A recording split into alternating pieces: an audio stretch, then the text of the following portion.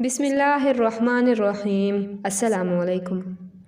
شر اور شیطانی اثرات سے حفاظت کا قرآنی وظیفہ۔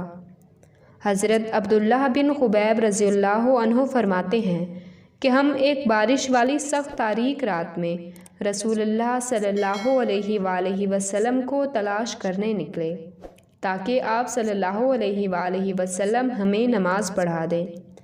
چنانچہ ہم نے آپ صلی اللہ علیہ وآلہ وسلم کو پا لیا۔ آپ صلی اللہ علیہ وآلہ وسلم نے فرمایا، پڑھو، تو میں نے کچھ نہ کہا۔ آپ صلی اللہ علیہ وآلہ وسلم نے پھر فرمایا، پڑھو، مگر میں نے کچھ بھی نہ کہا، کیونکہ معلوم نہیں تھا کہ کیا کہنا ہے۔ آپ صلی اللہ علیہ وآلہ وسلم نے پھر فرمایا، پڑھو۔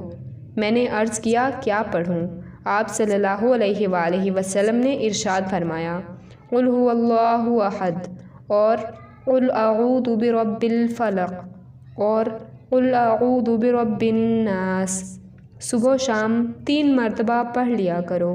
یہ صورتیں تمہیں ہر شر سے بچائیں گی اور محفوظ رکھیں گی۔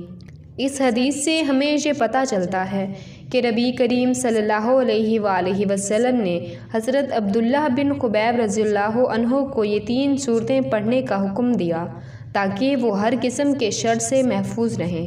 ہمیں بھی چاہیے کہ ہمارے پیارے نبی کریم صلی اللہ علیہ وآلہ وسلم کی فرمائی ہوئی ان 3 صورتوں کو ہم صبح اور شام میں ضرور 3 مرتبہ پڑھ لیا کریں تاکہ ہم بھی شر اور شیطانی اثرات سے حفاظت میں رہیں۔